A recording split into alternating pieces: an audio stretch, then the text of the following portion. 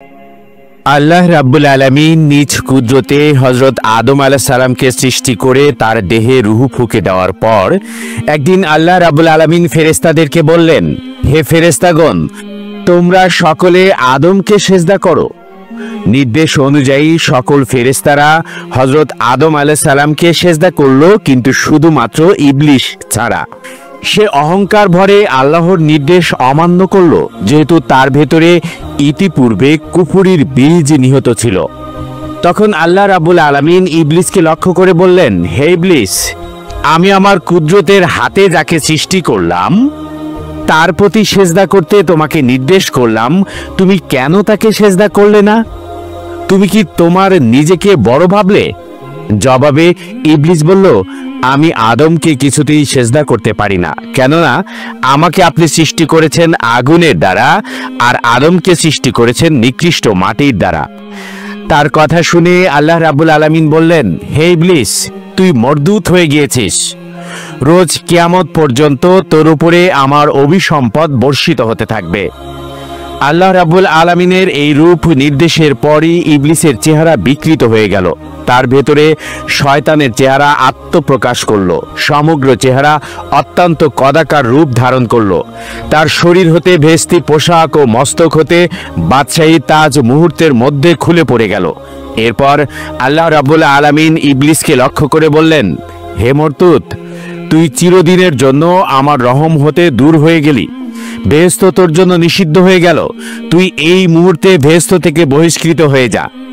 ইবলিস বলল, হে মাবুদ, আমি সুদীর্ঘ লক্ষ লক্ষ বছর ধরে তোমার ইবাদত করে আসছি, তার কি কোনো প্রতিদানই আমি তোমার কাছ থেকে পাবো না? আমার প্রতি এইরূপ শাস্তি দেওয়া কি তোমার জন্য ইনসাফের কাজ হলো? আল্লাহ রাব্বুল আলামিন তখন ইবলিসকে বললেন, হে পাপিষ্ঠ ইবলিস, বল তুই আমার কাছে কি চাস? আজকে তুই আমার কাছ থেকে বেহেশত ব্যতীত যা চাইবি আমি তোকে সব কিছুই দান করব। কেননা কোনো প্রার্থনাকারীর প্রার্থনা আমি ফিরিয়ে দেই না, সবার দোয়া আমি কবুল করে থাকি। তখন ইবলিস বলল, হে প্রভু, আমার কপালে যখন কোনোদিনই বেহেশত নসিব হবে না, তখন তোমার নিকট আমার একটি প্রার্থনা এই যে তুমি আমাকে রোজ কিয়ামত পর্যন্ত হায়াত দান করো। জবাবে আল্লাহ রাব্বুল আলামিন বললেন, যাও, তোমাকে আমি কিয়ামত পর্যন্ত হায়াত বাড়িয়ে দিলাম। এবার ইবলিস বলল, তোমার নিকট আমার দ্বিতীয় প্রার্থনা এই যে আমাকে তুমি এমন ক্ষমতা দান করো যাতে আমি তোমার যাবতীয় সৃষ্টি বস্তুকে দেখতে পাই, কিন্তু তারা এবং আদম সন্তান যেন আমাকে দেখতে না পারে, এবং আমি যেন আদম সন্তানের শরীরের রগে রগে বিচরণ করতে পারি, আর যে কোনো সময় আমি ইচ্ছা মতো রূপ পরিবর্তন করতে পারি। আল্লাহ রাব্বুল আলামিন বললেন, হে ইবলিস, তোমার এই প্রার্থনা আমি কবুল ও মঞ্জুর করলাম। পাপিষ্ঠ ইবলিস এবার আল্লাহ রাব্বুল আলামিনের পক্ষ থেকে অসীম ক্ষমতার অধিকারী হয়ে আল্লাহ রাব্বুল আলামিনকে লক্ষ্য করে বললেন, হে প্রভু, তুমি জেনে রাখো, আজ তোমারই নামে শপথ করে বলছি যে আদমের কারণে আমার সারা জীবনের সাধনা বরবাদ হয়ে গেল। আমি চিরদিনের জন্য তোমার নিকট ঘৃণিত অভিশপ্ত হয়ে গেলাম। জীবনের পরম লক্ষ্য তোমার সন্তুষ্টি ও বেহেশতে বসবাস করা হতে বঞ্চিত হলাম। সেই আদমের প্রতি ও তার বংশধরদের প্রতি এর চরম প্রতিশোধ না নিয়ে আমি কিছুতেই ছাড়ব না। আমি প্রতিজ্ঞা করলাম, অবশ্যই আমি যুগে যুগে আগত আদম সন্তানগুলিকে পথভ্রষ্ট করে আমার সঙ্গে দোজখবাসী করে ছাড়ব। আল্লাহ রাব্বুল আলামিন বললেন, হে মরদুত, যারা আমার নির্দেশ মেনে চলবে এবং হকের ওপর প্রতিষ্ঠিত থাকবে তাদেরকে তুমি কোনোদিনই পথভ্রষ্ট করতে সক্ষম হবে না।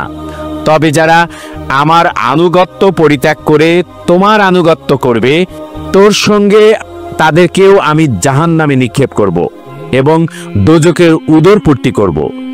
এ সময় আল্লাহর নির্দেশে ফেরেশতাগণ ইবলিসকে গ্রেপ্তার করে বেহেশত থেকে বহিষ্কৃত করে দুনিয়ার সর্বাপেক্ষা গভীর সমুদ্রের নিম্নস্থলে তাকে নিক্ষেপ করল।